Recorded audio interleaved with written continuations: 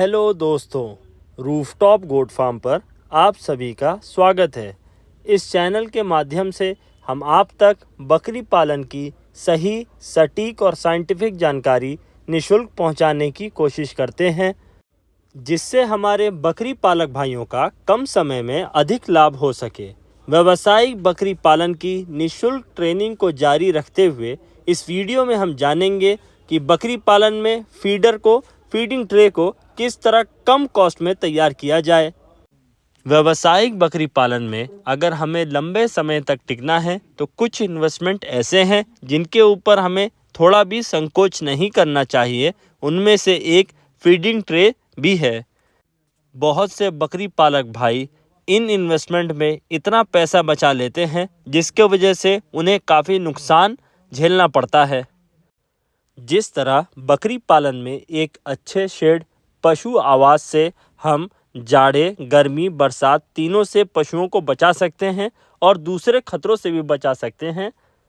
अगर हम शेड निर्माण में कमी कर दें तो हमें काफ़ी सारे खतरों का और बीमारियों का सामना करना पड़ता है। इसी तरह एक अच्छी फीडिंग ट्रे से भी हम पशुओं को नुकसान से बचा सकते हैं और अच्छा फीड उन्हें प्रॉपरली खिला सकते हैं।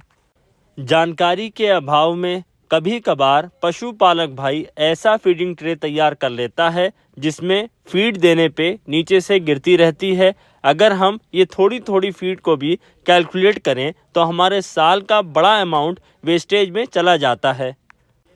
या बकरी पालक भाई प्लास्टिक के टब का इस्तेमाल कर लेता है तो पशु जब बड़े हो जाते हैं, थोड़े चंचल हो जाते हैं, टब के ऊपर जब कूदते हैं तो टब टूट जाता है।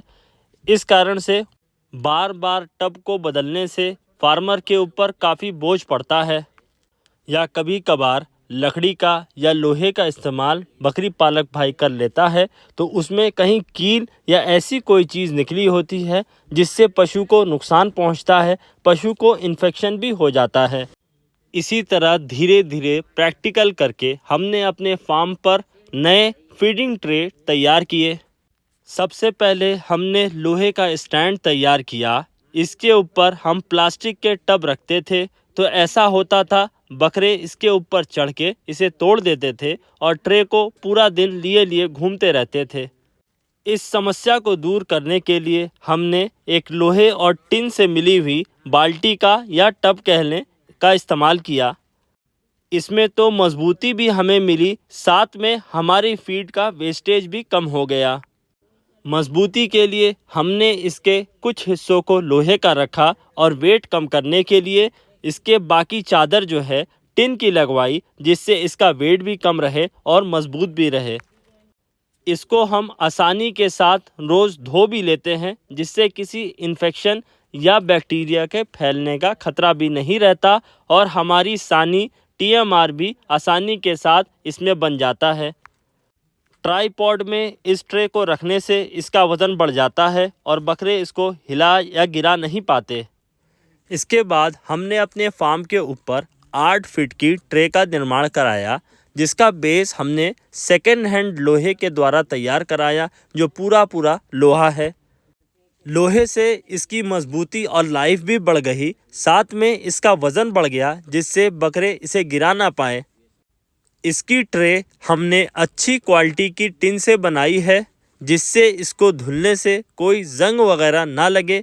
हम इसे सुबह शाम फीडिंग से पहले धुलते हैं जिससे फार्म पर हाइजीन मेंटेन रहे और पशु कुछ ऐसा वैसा ना खा ले जिसकी वजह से वो बीमार पड़ जाएं। इसकी हाइट हमने 2.5 फुट रखी है जिससे छोटे बच्चे भी आसानी के साथ दाना खा लें।